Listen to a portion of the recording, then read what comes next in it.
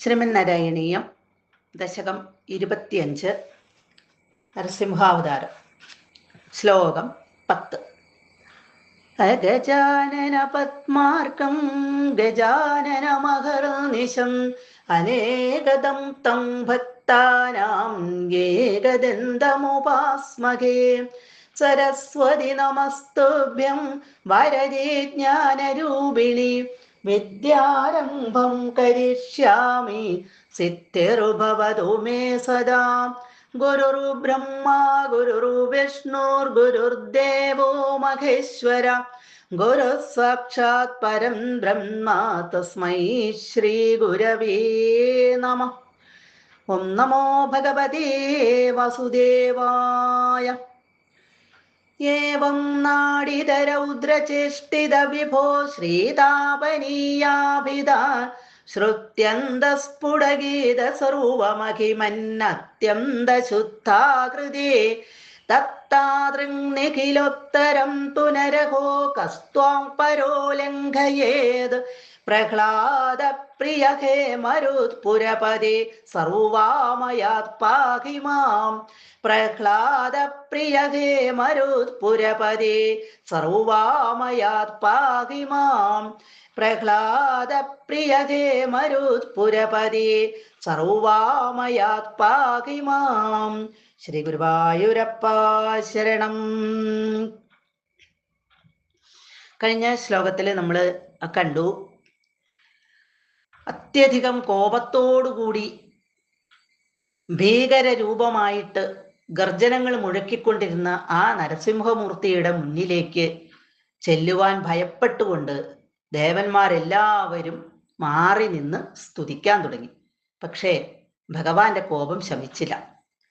അപ്പോ ബ്രഹ്മാവ് പ്രഹ്ലാദനോട് പറഞ്ഞു, നീ ചെന്ന് ഭഗവാന്റെ മുന്നിൽ ചെന്ന് നിന്ന് നമസ്കരിച്ച് ഭഗവാനെ സ്തുതിക്കൂ എന്ന്. പ്രഹ്ലാദന് യാതൊരു ഭയവും ഉണ്ടായില്ല.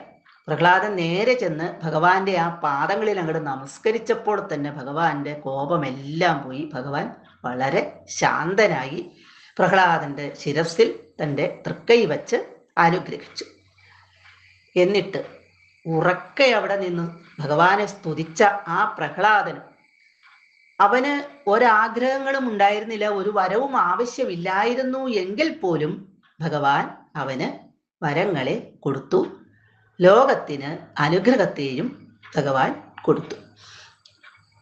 ഏവം ഇപ്രകാരം നാടിത രൗദ്രചേഷ്ടിത, രൗദ്രമായ ഭയാനകമായ ഒരു വേഷം, ആ വേഷത്തെ നാടിത നടിച്ചു കാട്ടിയവനും, അതായത് ഇവിടെ ഹിരണ്യകശിപുവിനെ വധിക്കുവാൻ വേണ്ടി അതിഭീകരമായിട്ടുള്ള ഒരു വേഷത്തെ ഇവിടെ എടുത്ത ആ ഭഗവാനെ കുറിച്ചാണ് പറയുന്നത്. അങ്ങനെ വേഷമെടുത്ത് ഇവിടെ ഹിരണ്യകശിപുവിനെ വധിച്ച ആ ഭഗവാൻ പിന്നെ അത്യന്ത ശുദ്ധ ആകൃതി, എങ്കിലും ഈ ഭീകരമായ വേഷത്തെ എടുത്തെങ്കിലും ഏറ്റവും ശുദ്ധമായ, അത്യന്തം ശുദ്ധമായ ആകൃതിയെ, ആകാരത്തോടു കൂടിയവനും രൂപത്തോടു കൂടിയവനും ശ്രീതാപനീയാഭിധ, നൃസിംഹതാപനീയം എന്ന ഉപനിഷത്തില് ശ്രുതിയില്, ആ ഉപനിഷത്തില് സ്പഷ്ടമായി സ്ഫുടമായി പാടിപ്പുകഴ്ത്തിയിട്ടുള്ള, ഗീത പാടിപ്പുകഴ്ത്തിയിട്ടുള്ള സർവമഹിമൻ, സകല മാഹാത്മ്യങ്ങളോടും കൂടിയവനും സർവവ്യാപിയുമായ ഭഗവാനെ, വിഭോ സർവവ്യാപിയുമായ ഭഗവാനെ. അഭിധ എന്ന് പറഞ്ഞാൽ പേര്. ഇവിടെ ശ്രീതാപനീയം എന്ന് പേരുള്ള ശ്രുതി ആ ഉപനിഷത്തില് സ്ഫുടമായിട്ട്, സ്പഷ്ടമായിട്ട്, ഇവിടെ ശ്രുത്യന്ത ശ്രുതിയിൽ അല്ലെങ്കിൽ ആ ഉപനിഷത്തിൽ സ്ഫുടമായിട്ട് ഗീത ഇവിടെ പാടിയിട്ടുള്ള, പാടിപ്പുകഴ്ത്തിയിട്ടുള്ള സർവമഹിമൻ വിഭോ, സകല മാഹാത്മ്യങ്ങളോടും കൂടിയവനും സർവവ്യാപിയുമായിട്ടുള്ള ഭഗവാനെ. തത്താദൃക്, തത്താദൃക്കും അനുപമനും, മറ്റൊന്നിനോടും ആരോടും ഉപമിക്കാൻ പറ്റാത്തവനും, നിഖിലോത്തരം സർവോത്കൃഷ്ടനുമായ ത്വാം അങ്ങയെ, പുനഃ അങ്ങയെ ആകട്ടെ, പര മറ്റാർ ലംഘയേത് കടന്നാക്രമിക്കും. ഭഗവാനെ കുറിച്ച് പറയുകയാണ്. പരിശുദ്ധനായ ആ ശുദ്ധമായ ആകൃതിയോട് കൂടിയവനും ആകാരത്തോടു കൂടിയവനും രൂപത്തോടു കൂടിയവനും, എന്നാൽ ഇവിടെ ഒരു രൗദ്രമായ ഭാവത്തെ ഉൾക്കൊണ്ട്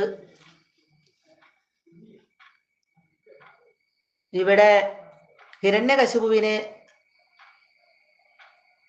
വധിക്കാൻ വേണ്ടി നരസിംഹ ആകൃതി എടുത്തവനും, അതുപോലെ തന്നെ നൃസിംഹതാപനീയം എന്ന ഉപനിഷത്തില് വളരെ വ്യക്തമായി പാടി പുകഴ്ത്തിയിട്ടുള്ള സകല മാഹാത്മ്യങ്ങളോടും കൂടിയ സർവവ്യാപിയുമായിട്ടുള്ള ഭഗവാനെ, ആരുമായിട്ടും ഉപമിക്കുവാൻ പറ്റാത്ത സർവോത്കൃഷ്ടനുമായ ഭഗവാനെ, അങ്ങയെ ആരാണ് കടന്നാക്രമിക്കുക?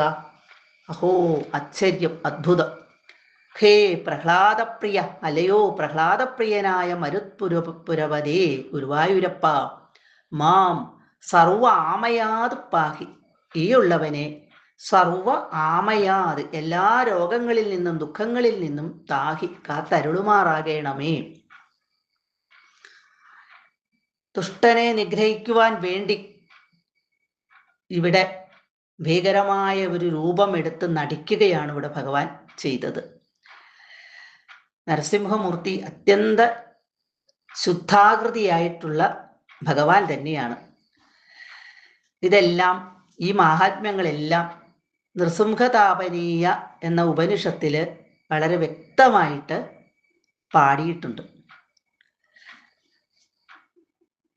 ഇവിടെ പ്രഹ്ലാദനാകുന്ന പ്രിയനോടുകൂടിയവൻ, തനിക്ക് പ്രിയരായിട്ടുള്ളവരിൽ പ്രഥമ സ്ഥാനത്ത് നിൽക്കുന്ന ആള് പ്രഹ്ലാദനാകുന്നു എന്നിവിടെ പറയുകയാണ്.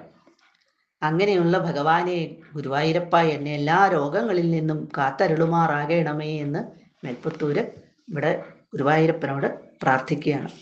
നമുക്കും ആ നരസിംഹമൂർത്തിയെ, ആ ഗുരുവായൂരപ്പനെ നമുക്കും പ്രാർത്ഥിക്കാം.